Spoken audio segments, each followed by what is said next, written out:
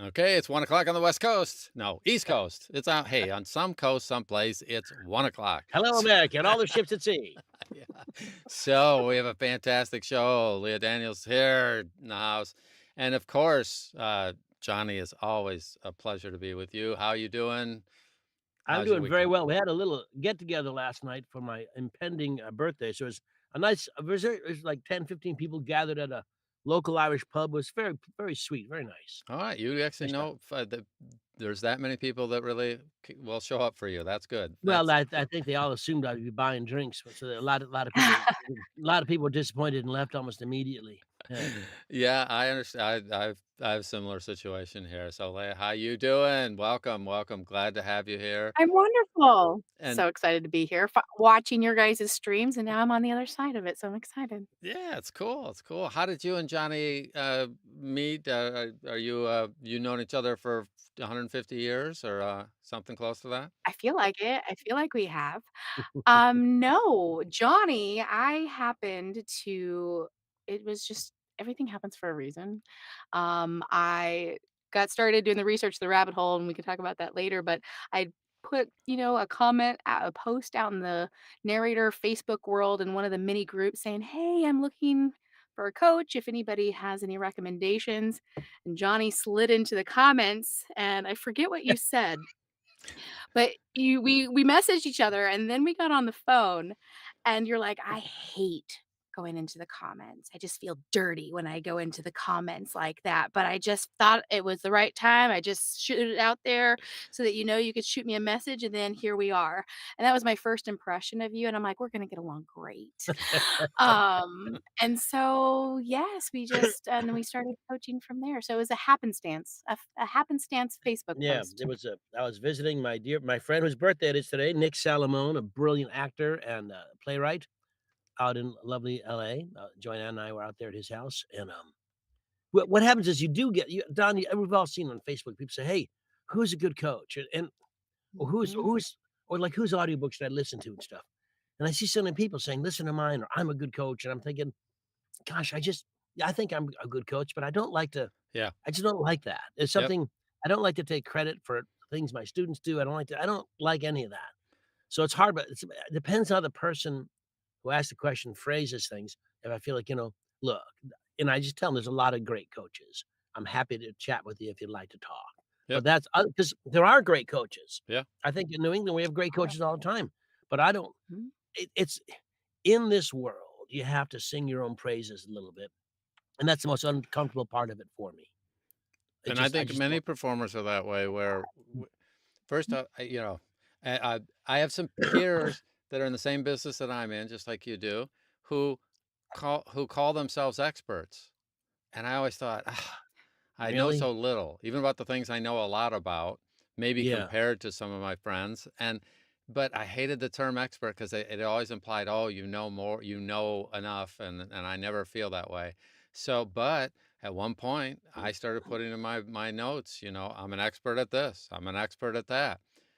I don't think I am on one hand, but compared to most people, yeah, I have my 5,000 hours or 3,000 Yeah. hours or 10,000 hours in a couple areas, and it's the most uncomfortable thing to go around and pretend that you're an expert when you know how little you know about what there is to know in that subject. But that Yeah. would be Mhm. Johnny doing 1,000 books and then going, I've seen him go to other coaches. So that always, Mhm. it tells me that he has the right attitude about this whole thing, that after doing 1,500 books, you still get input from other people. I think that's a beautiful thing. Everybody should do that. And you're a Mhm. true expert, but I don't hear you walking around saying it. And it's just very uncomfortable. Like, how do Oh, you deal with that? that makes it ill at ease, and Yeah. Leah, as a matter of fact, you just told us you're gonna have your, session tell you have a session coming up tomorrow, no? I do, but I don't know if I'm supposed to Okay, we'll talk talk about it, about but it. all I'm gonna say is you're in a situation where they're gonna talk to you about your expertise in the audiobook acting Mhm. area, which you're Mhm. new at, but you're very good at. I mean, when we talked on the phone, was it 2 years? It's been 2 years, I think, right? Year and a half, A yep. year and so, March yeah. of 2024. Yep, so, I Heard that was, sweet voice come through on the other line, Johnny, and I knew we'd be meant to be. But But we did hit it off but fairly well. So that and also, here's the thing, and for those of you trying to get in this business and everybody we're trying to move forward, Leah was very, upfront about what she needs to know, what she wants to do, and that she didn't know how to do it, and what steps to take, and she was interested in the process. She didn't come in saying, "Thank God, I have a great voice, therefore," that never happened.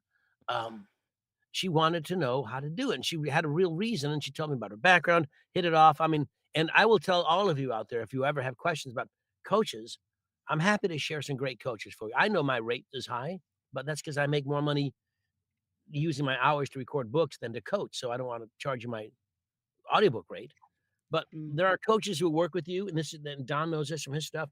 You wanna learn, Studio One, he can give you 1 session or he can give you 10 sessions to become it depends. My coaching is kind of a few sessions or specific to you working on a given performance in a given piece or yep. demo work, while others like Joel Frumkin, my friend Sean Pratt, I mean, all those guys, they have long-term courses, you know? Mhm. You work with them 14, 15 weeks. I don't wanna see the 15 weeks in a row or 15 months in a row, you know? I don't mind if you come back, but that's not the way I work, and there are different coaches, and I think that what the acting world needs to know about coaches, you need to call everybody gives you 15 minutes to talk Mhm. to them. So talk to them and see if you hit it off and find out where they're coming from. And, Leah did that, and we talked, we hit it off. I mean, why wouldn't we? She's just charming and delightful. And Thank I'm so pleased about all the steps you've taken, and let's share with us some of the things. So let's say you and I talked, we worked Mhm. together. Let's talk about your We did. process. So what happened? Because you may have coached with others as well. I know you went to New England, the retreat. We'll get Yes. to that. But after you and I started working, what changes and steps did you take that make you now someone who's doing this as a job? Because you weren't in this. This was not your job 2.5 years or Right. 2 years ago, year and a half Right. ago. Doesn't even be a Um, damn name. it wasn't, and we can come back to that piece of the story too later, but ultimately, after you and I got off the phone, Dawn was actually my next step because I am the type of person that I want to know that I can do what I need to do from start to finish on my own and do it well. And the audio engineering, the editing, the post production part was the part that just most boggled my brain. It's like I knew with enough coaching I would be able to adapt my acting skills to this to the art form of audiobooks, but audio engineering was brand new. So I met with Don and did the both the VO Jumpstart courses after meeting with him several times.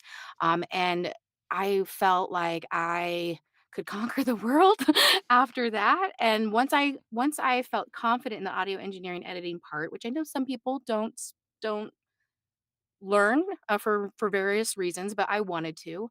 I was able to then continue the coaching, the producing, and, I landed my first book, like, a month later. It was a PFH book, wonderfully written historical fiction that I just fell in love with and was blessed to have such a gem of a first book. And, from there, there's more to the story in regards to how I actually left corporate America.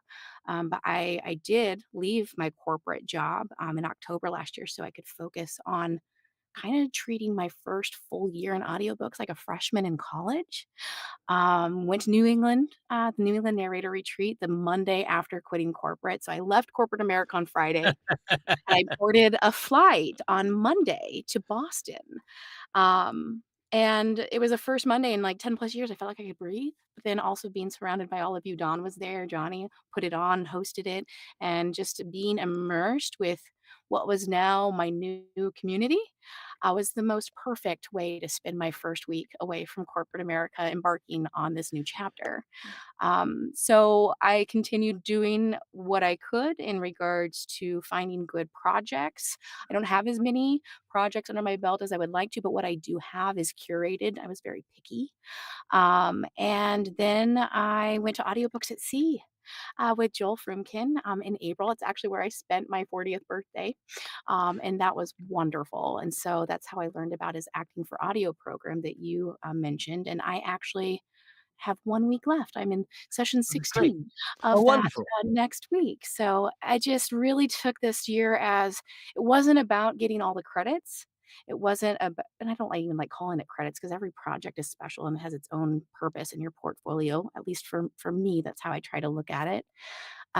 It really was about the growth and the learning so that year 2, which I'm going into, I can really hunker down on putting everything that I've learned together to really go after more genres that maybe I haven't had the opportunity to yet. And I'm just really excited. I'm just really excited because I just feel like I'm just brimming with coaching and learning, and, there's so many stories that I want to tell. You know what's really wonderful about that is your willingness to know what you don't know and to work to fill that knowledge gap and that experience gap. I mean, th one of the things that I'm sure you found, Don and we talk about it all the time. Now that you do this and people talk to, "What are you doing? You left your corporate job. What are you doing?" "Well, I'm in audiobooks." "What do you do?" "Well, I narrate au." "Well, can I wonder I bet I could do that." You get that all the time. "I People bet I do could do." ask, "How Yeah, did you get into that?" Yes. there's no other job I've ever done in my life, that people said, "I bet I could do that." You don't say, "I'm a neurosurgeon." "Well, I bet I can do that. I have an X-Acto knife in the house, and I know where your head is. I bet I can do that." So there's a little more to it than just Just a having the little equipment. bit, And just and a little. and the road you took, let's be honest, is financially hard for some actors to come up with what you Mhm. did. Not everybody can do that, but everybody who wants to do this needs to do some part of that. Do Well, you agree, Don? I not only do I agree, but here's the weird thing. You didn't start from 0. You already you were a theater geek, if I remember right. Is that correct? Yes, And so, yes. before you tell that story, big picture. You already knew a bunch about acting. It wasn't like Mhm. your first time on stage. It wasn't your first time performing. It wasn't like you were out there and saying, "Oh, my mom said I had a good voice," type thing. Right. It's you had experience in a parallel performance genre, and therefore now you said, "Okay, I've done a bunch of things in the theater, um, but now I need to understand how that applies and how to tweak it for this particular performance." That's a Yes. wonderful thing and something that so few do. And it's just, but that's where getting good projects that pay well comes from. So how did you kind of transition? How long were you in corporate to get for perspective for the others? Okay, so there let me try to turn a long story somewhat short, if you don't mind. Hmm. Feel free to interrupt, but there's a little bit of backstory that goes into the corporate part. So I was intending to go to school to be a theater major. Like, I went to community college for free on scholarship and was transferring into Illinois State University, my junior year. Well, as I was packing, I found out I was pregnant, and I have a son, and he's turning 20 next week. But when you are 19 and you find out you're pregnant and your dream of going to Broadway doesn't really seem like the most responsible thing to do anymore, and so you pivot. And that's what I did. I pivoted, and went into business so that I could create a future and a career for my son and I. His father and I are good friends, but we weren't together. And so it was just me and him and a wonderful blended family support system, but otherwise just me and him for the 18 plus years. And every corporate opportunity that I had, I wanted to help someone. So that's how I ended up in human resources. I wanted to be able to help people. If I couldn't act, if I couldn't bring characters to life, then let me do something else that fills my heart and let me help people. But I don't like blood and I don't like bodily fluids. So human resources was the route we went.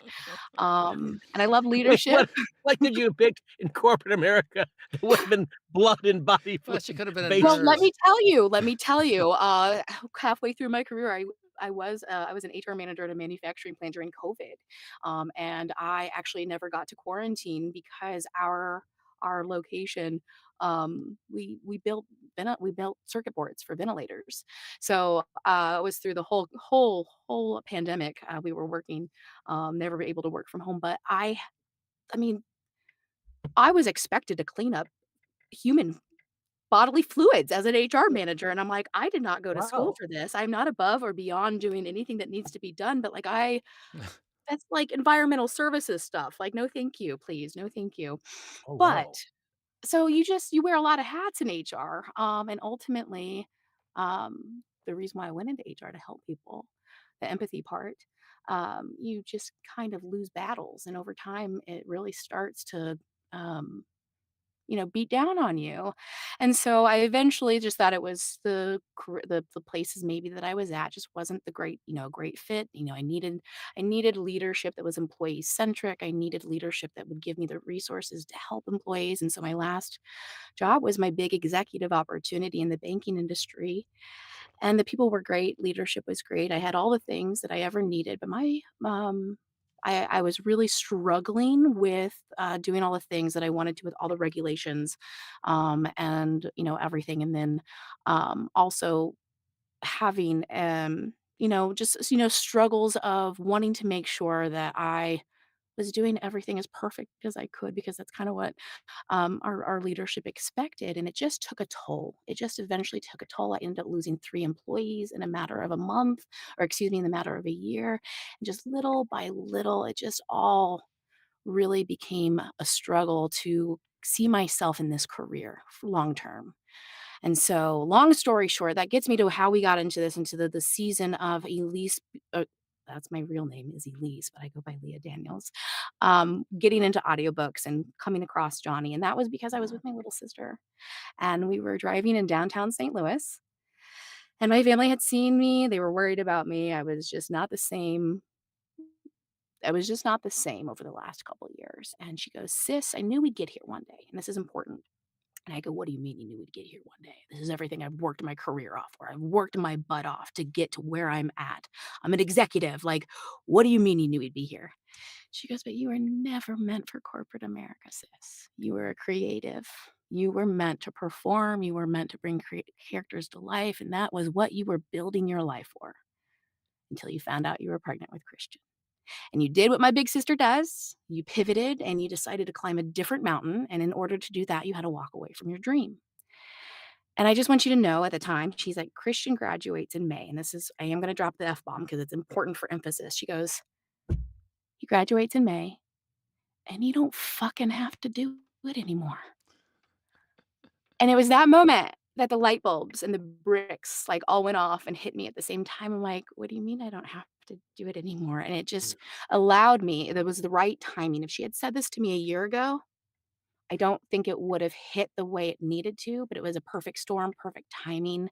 And that's when I decided to only do things that brought me joy while I tried to figure it out. And I was doing a book talk. And I love books. I am an app. People know me. I'm the book lady. They ask me for recommendations. So I started a book talk. And as we all know on TikTok, what you feed the algorithm feeds back. And narrators were on there narrating live. I'm like, what are they doing? And how do I do it?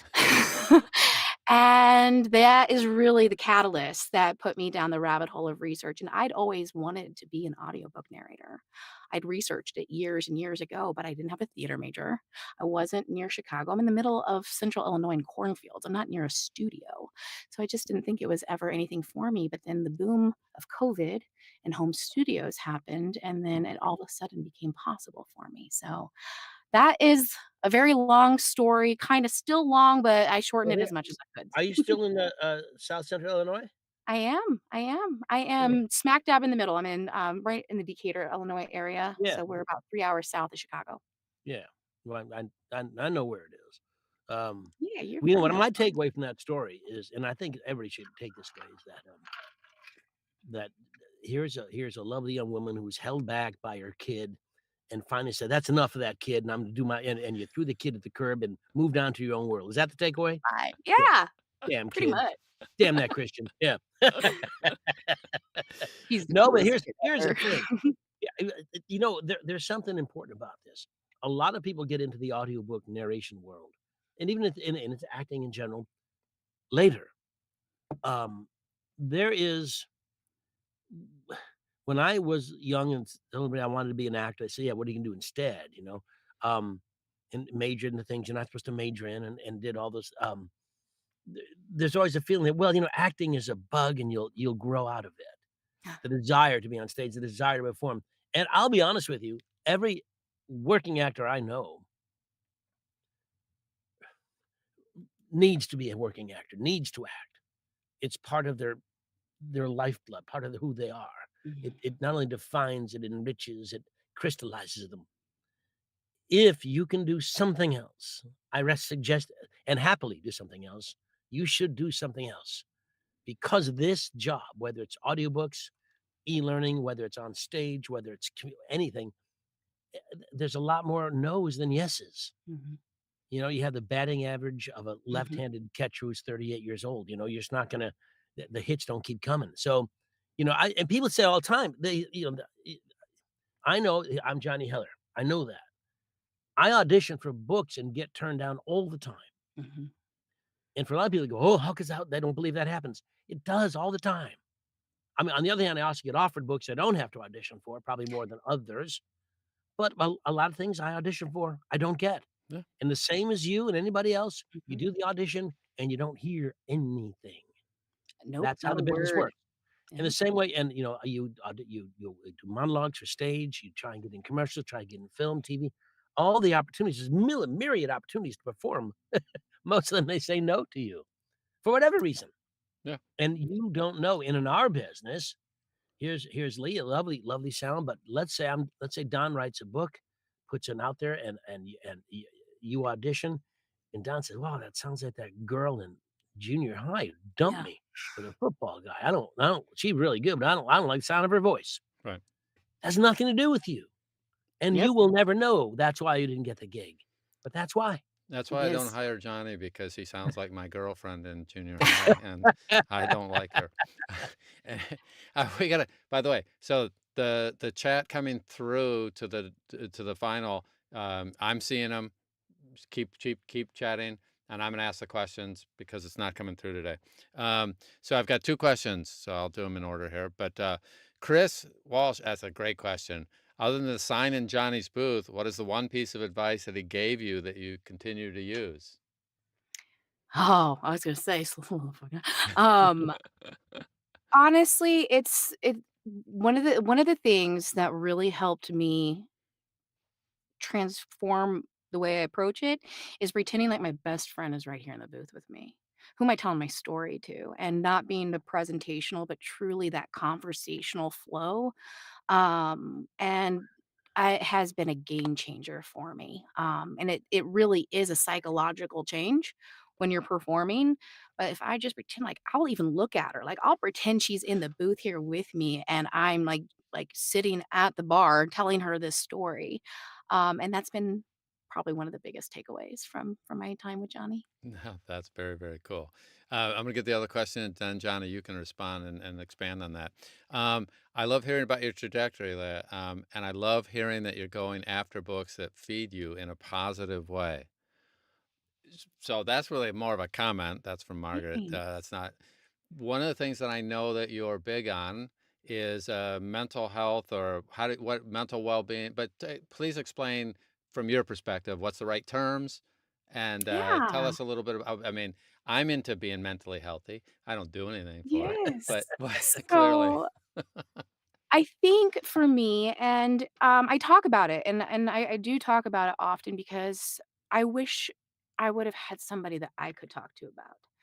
Mental health is so taboo still. I mean, it's definitely becoming more acceptable to talk about. But you think about, I mean, I think about my mom and my grandma. Like in the day, if they had gone through anything that maybe I was going through, they would have been sent to the Betty Ford clinic, you know? Um, and I think it's important to know, one, if anybody is struggling with, anxiety. I have OCD, so I just have very bad intrusive thoughts that, I just can't ever, like, shake out. So it's a battle of trying to make sure that, like, "Elise, you're good. Just stop it. Shut up. Like, just slap yourself around a little bit. It's okay." But if you know that everybody's it presents differently, and what might be something that I was mentally struggling with is something completely different for somebody else that still associates themselves with having anxiety, and depression. And I think it's important to know that if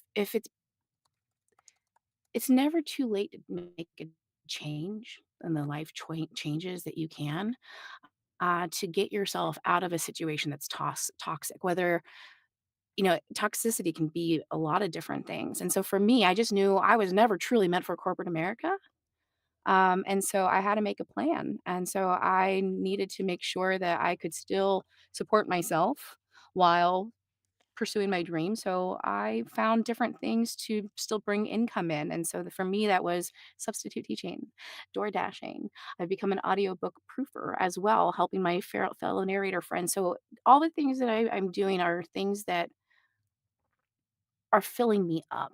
And I know not everybody has that flexibility, maybe depending on where they're at in their lives, but finding the things that bring you joy, recognizing the things that might be toxic in your life, and making the necessary changes to help bring yourself back. To the state that you feel healthy in. And some people have tougher situations than others, and not everybody has the ability to say, I'm walking away from an executive corporate America job. Don't get me wrong, it's a cautionary tale, financially and stuff, but, where there's a will, there's a way, and you only live once, and I'm a firm believer in that life is too short to be miserable, I and absolutely that's agree what I with gotta you. say about that. Yeah. I absolutely agree. I think it's very important, and I say this, I think everybody should be in therapy, pretty much. You should be able to talk to somebody, and you should some I've talked to some people who aren't in therapy, and they have their issues are they blame themselves for a lot of things that simply are not there's no fault at all. It's just something that is. Um, Yeah. and I've been honored, to do a lot of, mental health books that have really Mm, taught me a lot and helped me to share. And one thing I wanna point out a technical thing that Don mentioned earlier, we should have mentioned to you guys in the audience.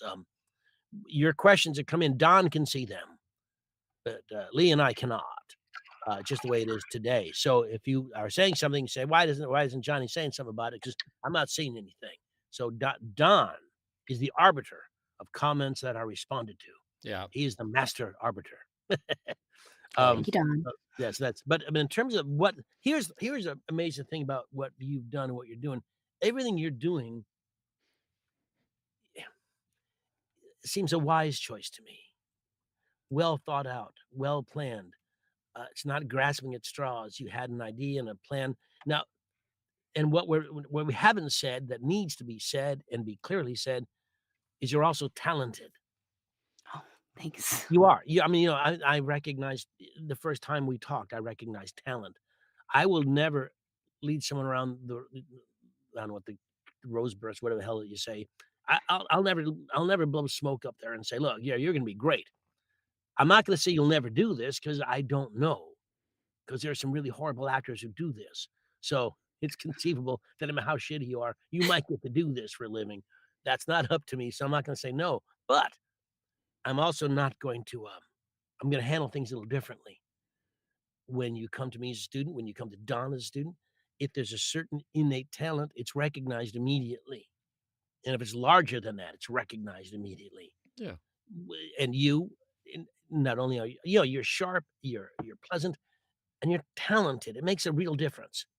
Thanks, John. It's so much easier to work with someone, to coach someone who has a clue to start with, either an internal, just a certain knowledge they're born with, or training they've had. There's a million things. And it doesn't mean for those of you out there saying, Jesus, this for me. No one ever said, no one ever said I have some talent. You might have talent.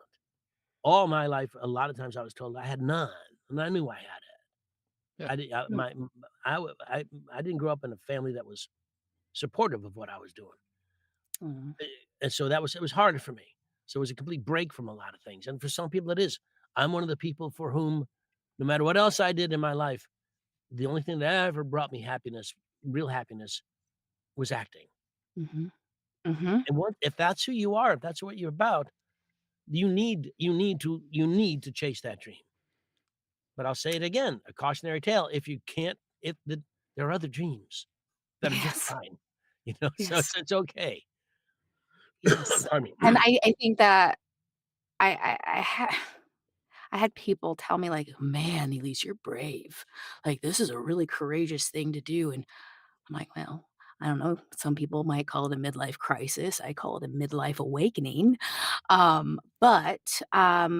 think I just tell them, I go, "It's not." it didn't feel brave to me because I knew and I've always known that this is what makes my blood thrum, like, this is Yeah, what yeah. makes my heart sing, and I part of my OCD anxiety is, second guessing myself, worrying I'm making the wrong decision, especially when you're in a role that has so much regulation and legalities and everything.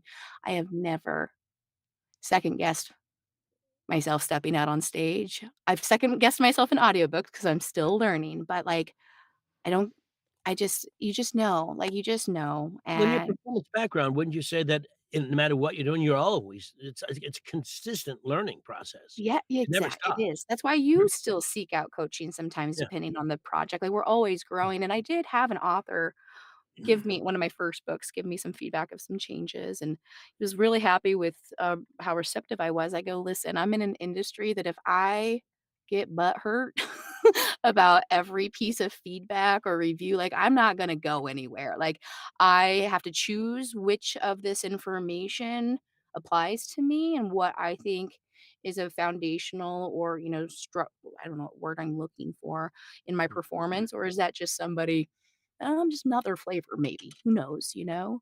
But I So think what was that your is first so book? important. What was your first book you did?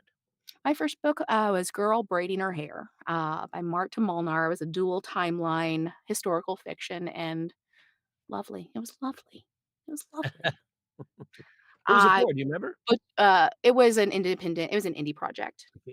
So it was the author herself I was working with. How And, did I learned a lot from that too because there were some French words in there that no matter how much I researched and how much I practiced, I still had some comments about my pronunciations, and I'm like, "Okay, I'm never gonna let that happen again." So you take from the Oh, yes, reviews you what will. you need to.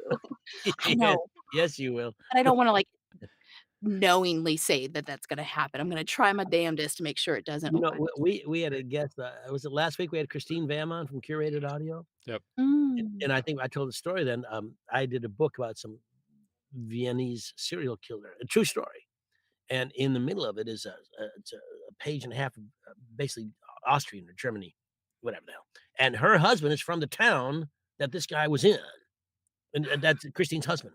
So he did all the words for me. He said them all regular, then he said it slowly so I could imitate. So I did it. I did all the words with his inflection, his everything, and I had to redo them all. They didn't like them. Oh. And I said, the guy's from the town." And they said, apparently it wasn't whatever they wanted. And I remember Joanna once, we talked, she did a book, and we talked to, there's a bunch of Jewish stuff, and Hebrew. So we talked to a rabbi who lives in our building, and she did it for Joanna. So Joanna did it, and the company at the time said, "No, you can't do that." Somebody in their proofing department had been on a kibitz for like a week or something, and they decided that's how it should be sound. So you'll get corrected on your local language on the street you grew up on, on pretty much everything throughout. So when we should do a session on, fun with retakes. Oh, I bet. I can only imagine your commentary that you left them in your I do files. do commentary because I first off, here's some remember, here's there's a huge tidbit. Look, when you guys are doing your retakes and you disagree with them, and you definitely will, don't get mad. Don't get mad. The thing is, it's always gonna say, performed by Leah Daniels, performed by Don Baarns, performed by Johnny Heller. Our name's on the book. The proofer's name is never on the book. So if you have to go with what they say and you believe it to be wrong, that's a problem. If you know for a fact that you're right and they're wrong, depends where you are in the industry and what your thing is on how you handle it. But generally, they give you that on the retake thing. I go, all right, you asked for a retake on page 28, this word. I said, I got to tell you something. This word is right the way I said it. Now, if it's a character choice, maybe you can mess with it. But if it's pronounced Houston. Decatur, not Decatur, whatever, like Houston and Houston, not in New York. Mm. Mhm. Okay, so that's been a big issue way back when. My friend Paul Haysh had an issue with it. So look, if you're talking about New York and you say Houston, well, that's incorrect. And it's no way it's right. Yeah, but that's how you But if you pronounce say it, house, Johnny. You just don't huh? know. How would you Yeah, know? some of that you wouldn't know. They tell you, but you could certainly look it up. I look up place names all the time. I call libraries. Say, how do you say the name of your Oh, town? that's smart. That's I call smart. libraries. You always call a library. They're there and They love audiobooks. They love audiobook performers, and they will tell you they live there. So that's where you get it from. And sometimes you say on your retake, I called the library in Houston, Texas, and they said it's pronounced Houston. Well, the librarian lied to you, so that can happen. So it's not always right. But if you can just be a little light, perhaps funny, pleasant about the retake, because you don't want to make an enemy Right. of the proofer by bitching and moaning that they're somehow underneath you in the pecking order. Because guess who works every day with the people who hired you, the casting people? Yeah. The proofers generally work in the same building, in the same place, and they're their friends, and they talk. I guarantee they talk. Yeah. So next time, if you become a problem to work with, guess what? You don't get to work. Yep. So how you handle that is And it's very a important. small Well, industry, it's a small Yeah. community too. and don't I remember you will record it the way they asked for it, even if you tell them, "Hey, Yes, I think. you're a bozo, but here it Yeah, so is, and I think you're wrong, but here's the way you guys here's I how you think you want want it." it, Yeah. So you give them what and they then here's the want, way I and think it then should be. yeah. Pick the one that works for you, Okay. That makes sense. We have because a then it's there. right. They can pick again, but hopefully my little story about it will, not only make them smile, which is something they don't get to do a lot, and laugh, which they don't get to do a lot in these stuff, and hopefully they'll pick the right way, or I'll win them over with a brief argument. Or if you have this is how it's pronounced in these 3 links I'm sending you, Yep. because some words may have links for what they said and some for links the way you said, Yep. and then that's a choice thing, but it's no big damn deal to retake a word even if you know you're right. Yeah. But if it's the pronunciation of your dad, that you can't let it go the other way. I said, "Look, this is my father. This is how he says his name. Right. It's Mel Heeler." So if that's what he says, then I may not give him a second take on that because it it's I know it. Yeah. Right. Don Baarns, Yeah. it's different. Yep. We have a couple questions here. So Chris asked, when you're evaluating a book as a potential project, what are some flags you look for that would cause you to pass on that book? Such as Johnny Heller's name is on the cover, or Yeah, yeah. um, no, he didn't say What that. yeah, Eh, what triggers you? That's what we wanna know. So That's the Ah, question. when you're evaluating a book, what are you what causes you to go, all right, or okay. Yeah. hmm, I think the first thing is I wanna make sure it's a book that I'm gonna enjoy actually reading. I mean, I'm sure there's people that narrate things that maybe they don't always love, but if I know that I am going to enjoy just reading it as an avid reader myself, then I know that I'm gonna have way more fun with that performance. The other piece is, the writing style, trying to kind of read it and can I hear myself in the narrative, in the sense that, like, I feel that like, is the writing choppy? Is the writing flow? There's just some different things, and I can evaluate, like, this could be good, but the way the writing is could take a third more time to, maybe have to prep and do. Is that gonna be worth it? But I kind of gravitate towards, I'm a quirky individual. I'm very awkward. I love New Girl for a reason because I see myself in Jess and Schmidt. So I really love quirky narratives. So I kind of look for that too to fit my brand. I kind of think I give off a cozy, comfy, quirky kind of brand. So finding finding those voices in those stories is my priority. But if there's a good story underneath it, then I'm just gonna be excited to be able to tell that story too. So there's not very many genres I don't read. There's a lot of genres that I do read that I'm attracted to. So I'm still trying to find where my voice fits in the industry. I have another question. Do you do dual books where it's you and another narrator? I haven't, but I'm looking forward to doing so. I have a couple of, male narrator friends that I can reach out to if there's an audition opportunity, but I look forward to my first duel because I know they're so popular. People love their dual narrations, Yeah. so I'd love to be on one. And Johnny, so this ends up being a question for you then. So in a dual book, how do you ensure consistency of pronunciation across narrators when you're each referring to similar places, characters, accents, etc.? So Houston, hey, I know Yes, you have it wrong, so I'll just say it yeah. properly, and then no. So It's you have to here's what it comes down to. If it's an independent project, say that, Lee and I did something through an ACX or Don Barnes indie author or something, Well, the author, probably won't be on top of it in terms of spearheading and leading the production versus working for Penguin Random House or Macmillan or Simon and Schuster, a big publisher, Dion, anybody, Harper, anybody who probably will be on top of it. They'll say, "Look, you guys." So if it's a publisher, they'll probably have a word list so that Lee and I, when we say it the same Mhm, way. If it's a questionable name, if it's Deirdre versus Deirdre, whatever, anything, um, we have words. So we're saying, and also, if there isn't such a thing, it's important. That's why you have to prep the book. And words that come up, whoever says the thing first generally has to say, "Hey, Leah, here's a word." And I don't want to call her 13 times. I want to have a list. Here are mhm, things that are going to come up. How would you say it? And we come to some agreement. Let's say it this way. If we're doing voices, if we're both referring to uh, gravelly voice Don, mhm, whoever does Don's voice first, like, Don said, "Hey, you guys got to stop right." So I do some voice. Well, if I'm going to do that, she needs to hear how I did it so that she mhm. doesn't have to mimic, just to do her version of that. So we need to discuss that. So you find those things and you share. That's why communication is so important, which also leads to some of the problems that have come up in dual narrations where the either conversations don't happen or someone bullies the conversation or someone behaves inappropriately in conversation. Mm. Depending on the nature of the book, sometimes can lead to inappropriate conversations. Let's say it's an erotica book. Well, you're going to have to say some things. How do you say this? How do you want to deal with this? That's not an invitation to do any of those things. You're talking about what's in the book. But you definitely need, if it's dual narration, the actors need Collaboration. to be on top of it. They need to cooperate. They need to discuss.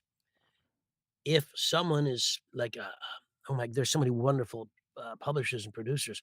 If Hannah or some of the people we've had on our show and been in New England, if Rin or anybody's doing that, they'll be on top of it. They'll make sure if there's any problems, they'll handle the problems. But there has to be communication. A dual narration thing is not just, now sometimes it can be.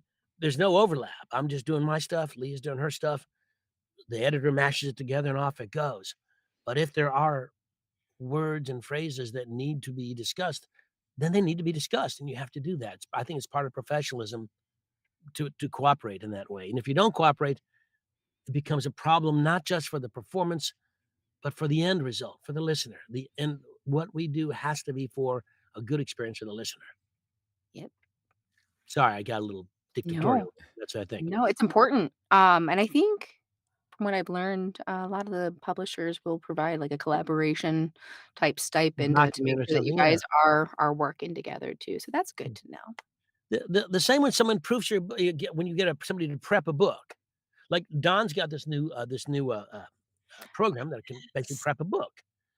He's gonna have the words, and it'll find the word. Here's how to say, "Here's an unusual word, so here it is pronounced," so that and Lee and I both see it if we use that prep thing, so that we can just say, "Hey, there it is, it's pronounced." Sometimes, though, even if it's broken down, Leah or Leah, is it Leah or Leah? And what if you don't know? What if you change it? That's a problem, so you have to decide. I Mhm. but as we began our show, I said, "Leah, how do you say Leah?" Because some people may say Leah, and she said it's Leah. I've never known her as that, so I know her as that, but I didn't meet her as that. So Well, it's hard for me. You made that change, which is fine. so I know. question, why Threw so everything can you off. talk about a little bit why you made that change? Or I mean, since you're open about it, you have Oh, 2 names absolutely. and So what was how did that come about? So honestly, it ties back to I was still in corporate America as an executive HR, and I thought I was going to last a little longer. And like I was gonna try to last a couple more years, and I didn't want, depending on what I narrated and knowing that as an HR exec, I didn't want there to be any issues with my CEO or leadership, depending on what I narrated. And then on top of that, my legal name. And my first name I love, it's Elise with 2 S's. But my last name is Nibelin, and that's just a mouthful. and I didn't wanna have to record that on every single book and then people having to try to find it. I mean, it's been butchered my whole life. So, there's a couple of reasons why, I went with a pseudonym right out of the gate, and I know that's not very common because usually people will have, like, a romance pseudo or whatever reason they have a pseudo and then, like, their legal name for, like, the bulk of their main narration or however they do that, but I didn't wanna take the chance. I just wish I woulda known that, oh, well, it wouldn't have mattered, but I still don't think I would have wanted to go with Nibblin. I love my dad, and I know it bothers him that I don't like our last name, but imagine the nicknames. Uh, Imagine the nicknames, guys. my father's first name was Melvin, and he made that my middle name, and I've never liked it, and he knew it. He didn't even like it. He likes referred to Oh, MP. He uses it as MP Heller. I'm thinking, "If you don't like Melvin, why did I get it?" But, but true, right? yeah, Melvin. So that's your dog's name now, right, Johnny? No, it's, Harpo Barks Oh, it's and adorable. Keely Paws. My little one's in here sleeping You right know now. Keely Hawes is, the British actress? Mm, Yeah, oh, a that's we musical named him show? we named our Chow Chow after her. Keely Love it, Paws, we called her. Her last name's Hawes, we call her Paws, so see, we're clever that way. And Very love before her, it. clever. there was Tallulah Barkhead, that was our other dog. I have she's asleep down here at my feet. Lucille Francine De Winter. That's her name. De Winter is the last name of of the main character of my favorite book, Rebecca, is one of my favorite book, and so she's Lucille Francine De Winter. Like, it's her registered name and Yeah, everything. and she answers to Well, whatever anytime you have a cookie in your hand. Yeah. I love her though, she's my princess. So what are you working on now? Are you doing a book right now? Are you currently I involved? actually have, my first paranormal romance that I'm super excited about, Luna Loser, and, it's just a very awesome, quirky, deprecating, narrative with some great characters, and so I'm excited to dive in. I'm waiting to hear back on my 15-minute check as we speak, and then I have 2 anthologies, that I am signed up to work on, in the next couple of weeks too, so, Are you getting these through my ACX? 2 2 the 2 anthologies were separate, reached out to me, people that had known me and asked if I Mm, would be on one's a charity, and mhm. another one is, a fellow narrator of mine that works it's like a passion project of public domain kind of anthologies, and he gets 6 narrators, so that way you can all have a credit, and it's just a way to help build your Yeah. portfolio a little Yeah, bit, yeah. so this anthology is gonna be classic mystery, so I'm excited to do Oh, my great. first classic mystery. I love cozy mysteries. That's really kind of been my jam lately. It was my first publisher book too with Spotify. I did my first cozy mystery with them, and that was exciting. So, um, yeah, hopefully that answered the question. That's great. I forgot the question already. Oh, did you? Oh, I do. I have a question for you because a lot of people, everybody should do this, and I don't know if you are doing it. I assume you're doing it. When you work for an independent author and a thing, do you send out a Leah Daniels information packet? How we're going to I work? Yeah. do. I do. I have a whole welcome letter. I think I got some inspiration from one of the files on one of Yeah. the narrator One of Don's 30,000 groups. groups on Facebook. Yes, and then I tweaked it, and so it's really helpful, and I think the biggest part about that welcome letter is just spelling out, "This is my process," and really hitting that 15-minute mark. Like, "This is where you really need to tell me if you want changes because, like, after that, I'm off to Yeah. the races pretty much," and really honing in on that, but making sure they feel like they're a part of it and the collaboration. You don't get that with the publishers. You don't ever get to talk to the authors hardly from what I've my own experience and what I hear, it's not very often, so that is one perk, I guess. Some might say it's not a perk, to how close, the author is to you on the collaboration of the project, depending on Mm. how much It collaboration you ask for. that depends a lot on who you work for. Certain publishers tell you don't contact the author. Mhm. I Yeah. I saw my friend Dion Graham. Joanna and I saw him in a play just last week and had dinner with him after, and we chat. This is one of the things we talked about. It's interesting because his take was, "I mean, don't talk to the author. Of course, I want to talk to the author. Well, you're Dion Graham. You can do what you want." So, but sometimes you may have a relate. Like I get to work for certain authors who are put out by big publishers because I worked with them before and they want me to do their stuff.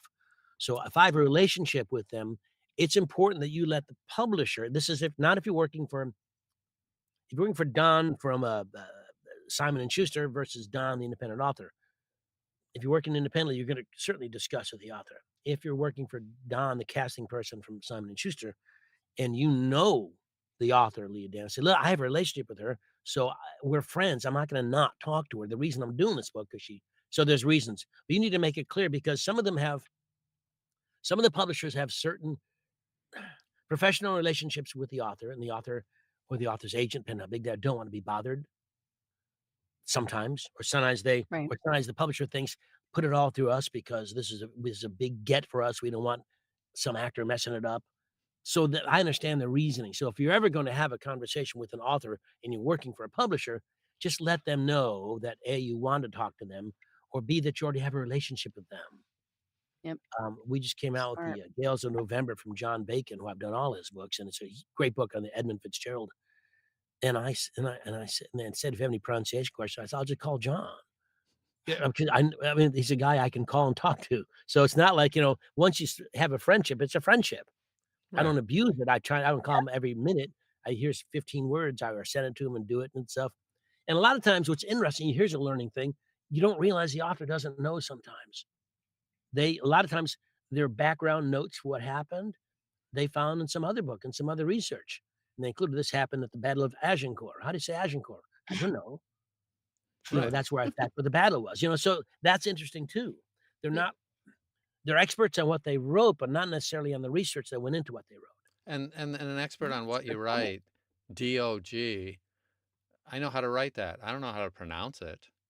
Yeah. So, Yeah. I mean, pronunciation is not the same. And besides, when I'm reading or writing, I can write something and it's just whatever I pronounce it in my head. And if it's in my head wrong 100% of the time, but I know what it is, nobody knows, nobody cares. Yeah, yeah, yeah. It's Well, that's why you need a proofer. as soon as I say dog, then you're like, what? You You bring in the warsh. yeah, I Yeah. It's mean, so so funny. yeah, the printed stuff, an author, I can see where they could write something and not really have no idea that it's Houston.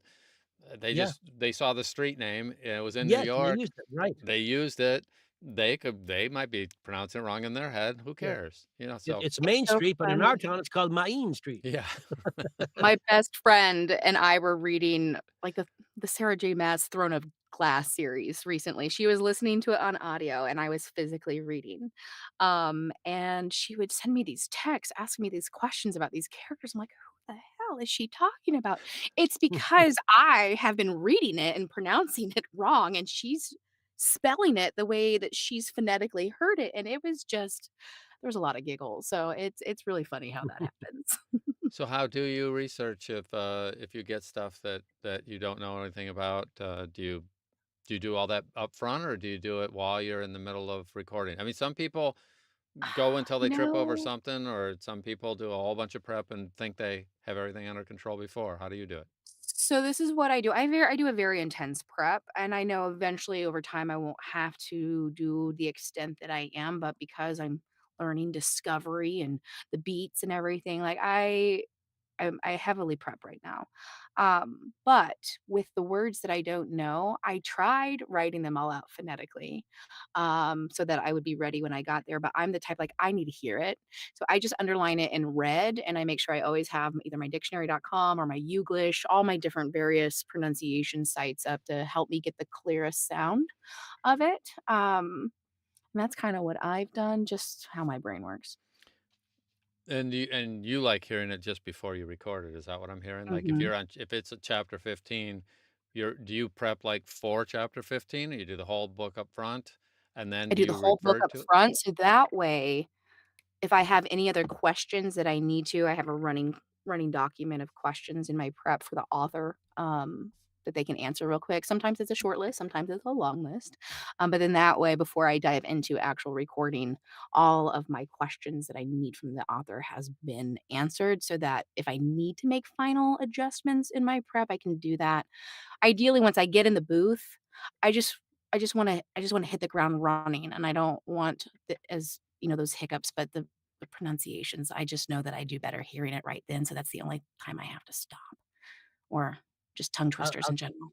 What always will happen is if there's a sentence with a whole lot of Latin or French or whatever, with stuff that's tricky, and there's a whole bunch, and you get everything right. The word you're gonna get wrong is generally the last 3 words of the sentence, so that when the retake comes, you have to say all those ass words again, all those hard words. Oh, it always happens. Bad. So, I'm really careful when I see a whole string of those words, I can say everything right, particularly the last word, because we've gotta redo all of it, and I hate that. They make for great bloopers though, Johnny. They make for great When bloopers. I started recording books way back in the old days, and did stuff on reel to reel and tapes and things, so the engineers would cut out the funny bloopers, and at Christmas time, Claudia Howard and her gang of misfits would, play the blooper tapes, and they were hilarious. You'd hear I these bet. real, like, George Goodall and Barbara Rosenblatt and Simon Vance and Simon Preble and do all the not Vance, but Preble and do all the, these really big names in the business with mistakes and swearing. It's very funny. That'd And make so you they feel better though. oh, yeah, but it was just out it's like, the same like you watch, like, a Jackie Chan movie, and at the end, you watch it so you can see all the outtakes. Yes. I Those love it. that's the funny stuff. Yeah, so outtakes are still funny, so but sadly, people don't want the outtakes on our books, I know. although they're funny. That's why I put them on I TikTok. all the people who do the TikTok videos have a lot of funny outtakes. I'm not Yes. on TikTok, but I see some, some people do stuff. It's funny. People like to know that it's not perfect when you do it. I had one on a live, it was what time is it? I know we're wrapping up. I'm Mm. not even gonna get it right this time, thrombotic thrombocytopenic purpura, but my Oh, brain could not Oh, wrap around it, so, like, I'm in the middle of a TikTok live with my dictionary going, my speaker going, and all you hear is this AI voice over and over, and me, like, lip singing it, then trying it, then laughing at myself, then trying again, and then they say make it for for some us one really more good time that videos. fast. Say wait, say that again, please. Oh, lord. Thrombotic thrombocytopenic purpura. It's like a blood disorder. wow. It's a blood dis it wasn't even a nonfiction book, it was a historical fiction book, just happened to have a little scientific Yep. stuff in it. That's Like, about where 3 did weeks you worth of come work for from? me to say that one. The Just thing minding is, my own business, and then you just pop you've up gotta and sound like you're the expert who says it all the time. I've yes. done, like, 4 books on human genome therapy. I don't know what I'm talking about, but for Oh, the purpose of gosh, the book, as far as the listener knows, I'm the author. I know exactly what I'm talking about, he really and I'm is. saying things I don't I'm I look it up, how to pronounce it, but I'm like, "What in the hell is this?" But I can't say that. And just so you But know, that we got a comment from Rebecca here that says, "I have a huge folder of outtakes I've been meaning to do something with." And yeah, if you do this business a while, many of us have crazy amounts of outtakes that we could use for something, and we should put them all to good use and put together a great blooper reel. That's really I'd join some other narrators that you know and see who else has outtakes Like an and put together anthology of a funny reel. bloopers. Put yeah. it out there, yeah. I should have you guys send me a bunch of them. I'll put them all together. Oh, that would be funny, yeah. So Yeah. that'd be good. So what do you have coming up? What's to close out? If people wanted to chat with you, what do you have coming up cool that you want to talk about? Anything interesting? Other than my 3 I do have something really cool tomorrow, but I can't talk about it, so hopefully Ah, I can hopefully that comes to fruition and I can talk about it later, but there is something brewing possibly that I'm really excited and proud of, and I'm just gonna have to leave you on that cliffhanger, but other than that, I have I'm getting back on my TikTok. I was off for a little bit because I just needed a little break from posting. But I have built a community of 13,000 followers on TikTok, so you can find me at Leah Daniels Voice. Got a little bit of everything on there. Start a little bit of book talk, a little bit of narration, a little bit of politics, just some just everyday stuff. So we have fun over there. And then I have I'm waiting for my website guy. I've recently given my website a bit of a facelift so I can start back with my reach outs now that I've got a facelift to direct them to. Cool. Very cool. Very cool. Johnny, cool stuff. well, I'm not on TikTok. I think I've, aged out of TikTok. Um, no, I just don't know. Anyway, but I am gonna be doing, um, The Maltese Falcon, Oh, No. I just what? found out. Yeah, I'm doing that, and then right after that, I'll be doing a book called Vengeance by Tom Clavin, who is one of my favorite authors, who, about the, Custer Little Bighorn story, and I've got a, public domain project I'm working on now, and that's about it. There's some other things going on, but, no, nothing. But the most exciting thing is Maltese Falcons, and I'm really That Yeah. is huge. That's Yeah. exciting. quite I excited. have a public domain book I'm working on too. Yeah, It keeps everybody getting should put on do the it. back burner. Always there's always something you can do, there's no you don't need downtime. And Yep. Don, No. Yep. what's the story, pal? I've got pre-read is going into the final beta here this week, and Oh, actually, yay. I'm really proud about some details that have come in. Vocabulary is doing really well. It takes a long time, so some of this stuff can take 10 minutes, but it'll save you 10 hours on the Yeah, back end. So if for those of you who are still on the feed, if I need some people to test some things, simply because there are so many legit formats for things like table of contents, and I have to divide the book up internally in order to feed it properly and get all the things we want. And because things are all over the place, while it runs 100 different scripts perfectly, I'm sure as soon as I put it out there, somebody will have the 101st yeah, that I don't know about and it won't work, and it'll just break right up front, which is just part of the whole process. I mean, it'll have to iterate through 1,000 before it really can get all of them. Yeah, But it's working really well on the 95% right now, and so that's next exciting. week great. I'll actually show off the whole thing beginning to end, and it's turning out Okay. pretty slick. So, And before we call the show real quick, mm, we've been Don and I've been doing this for 2 years, I think. mm, Um, so we're heading into the new year. I put something on Facebook just a little while ago. If you would like to be a guest on our show, if you have a guest you'd like us to contact that you think would be great on our show, please let us know. We have pretty much all of 2026 to fill up for Tuesdays. Um, and also, if you like the show, do comment.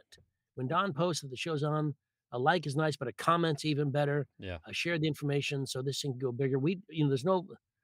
There's no money being made here, so and right. it's not the point, but we'd like to get this out. It's a mitzvah. So if you could help us with that, it'd be great by making the comments. All right. So appreciate you being here. And of course, we'll be back Thanks, next week. I guys. don't remember the guest, but of course, happy Thanksgiving, happy New Year. And we'll see you next week. See you on the wires. Bye bye. Bye. Oh, I should tell you, it's Nick Robideau from Recorded Books. Oh, he's wonderful. Oh, that's super cool. He's wonderful. I read for him a few Yeah. weeks ago.